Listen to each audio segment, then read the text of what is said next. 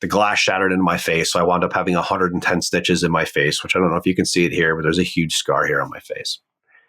And I had ulnar nerve damage in my hand, but all that was kind of superficial, right? So he's asking me, can you move your right arm? Can you move your left arm? But he's holding my head. He didn't want me to move my head because I didn't know what was going on there. He said, can you move your right leg? And I kind of lifted my leg up a little bit. I was like, yeah, man, I'm fine. He goes, can you move your left leg? And I went to move my left leg and the searing pain goes through my body, right? And I'm like, oh my God. I was like, that hurt. He's like, okay.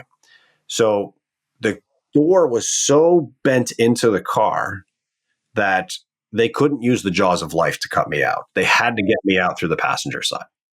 Now, I'm curious about what the cost of distraction is for you, because I understand everything you're sharing and I see it through my own lens. I see it in my business and my life, and I'm starting to do kind of a mental audit of the places that I'm distracted.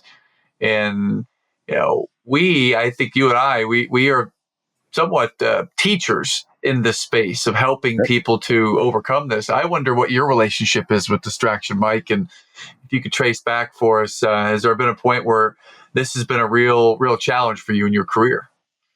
100%, especially post having to close MindFit as a brick and mortar. So MindFit was an unbelievable facility. We did unbelievable things for the kids there. I actually had the opportunity to work with over 1,000 kids personally myself in the time that I was there. And then COVID killed it, right? That was probably one of my biggest points of distraction for multiple reasons. Number one, I was broken. That was my baby. Yeah. Right. I built it from nothing. It was nothing more than a concept. We turned it into a multiple 6-digit business within the first year. And it was incredible. All of a sudden it had to close. And my emotions, my pride, my ego became huge distractions. What should I have done in that moment? I should have figured out a way to turn everything into an online program. I had a huge homeschool program. I remember actually at one point having a group of moms come in they all homeschooled their kids, and they wanted to know if I would do a midday program for MindFit to be able to, have a homeschool program. And the funny part is that I said no, because I'm like, it's just not how I see MindFit. I see it as an after school program. And I told them, I don't want your money. I don't really want to do this. No. They came back the next day, no exaggeration, and asked me again. And I told them no a second time. They came back the third day and they said, look, now they gave me a proposal. If we could guarantee 12 kids, would you do 2 days a week of classes for 12 kids? You just tell us what the price is. We'll tell you if we can make it work. So I'm thinking it's an hour and a half long class, right? What am I doing? So I kind of gave a number, I'm not going to lie, that I thought would make them go away, right? Because it really wasn't what I saw the business being. Okay. Wow. Okay. And they said, okay, so we'll let you know. And they called me back the next morning and they said, would you be willing to do another class? And I'm thinking, I already offered 2 days a week for classes. Like, now you're asking for 3. And I was a little annoyed, right? Because I'm not listening. And I was like, honestly, no. And they're like, well, the problem is we have 24 kids already signed up. And you said 12. So we're wondering if we could do a second class. I'm like, oh, you mean an entirely separate section? And you all know the price I gave you, right? And they were like, yeah, we're good. Okay, fine. Okay. Well, my expectations of having a class of 12 turned into a program that had 90 kids enrolled in a matter of a very short amount of time. Okay. Right? It did amazing. Why didn't I take that concept when I had to shut the building and build off of that? Because I was distracted. I was distracted by emotions. I was distracted by, this is not what it was supposed to be. I was distracted by victim mentality of, look what happened to me. This isn't fair. All of that.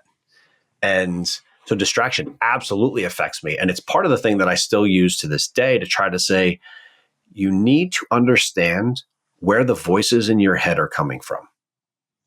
What I mean by that is when I was 17 years old, I was in a car accident that almost killed me.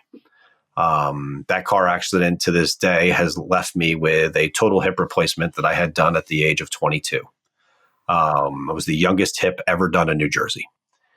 And I don't know if that's the exact thing I want to be remembered for, but okay. Oh, okay. exactly. So Okay. I had a brutal car accident. I was broadsided at 65 miles an hour. Oh, Um, I was in a little red Dodge Daytona. It's a little red sports car. And I was broadsided by a Jeep Wrangler. And I will tell you, the Jeep won. I did not. So my driver's side door was bent 3/4 away across my steering wheel. I should have died that night. And they hit me at about 65 miles an hour. So I should have died. I was very fortunate in a way. The girlfriend that I had at the time, we had double dated that night. And the guy that we had double dated with was an EMT. So he gets in through the passenger side of the vehicle. He gets behind me in the car and supporting my head because they had no idea what the impact, what type of trauma I had going on. The glass shattered into my face. So I wound up having 110 stitches in my face, which I don't know if you can see it here, but there's a huge scar here on my face. And I had ulnar nerve damage in my hand, but all that was kind of superficial, right? So he's asking me, can you move your right arm? Can you move your left arm? But he's holding my head. He didn't want me to move my head because I didn't know what was going on there. He said, can you move your right leg? And I kind of lifted my leg up a little bit. I was like, yeah, man, I'm fine. He goes, can you move your left leg? And I went to move my left leg and the searing pain goes through my body, right? And I'm like, oh my God. I was like, that hurt. He's like, okay. So the door was so bent into the car that they couldn't use the jaws of life to cut me out. They had to get me out through the passenger side. And days later, he came to visit me. And he's like, what do you remember? And I honestly don't remember a whole lot. I remember being cold. I remember being confused. I remember it was a rainy night. So I remember being, damp. And I said, I do have a question for you. I said, who was screaming?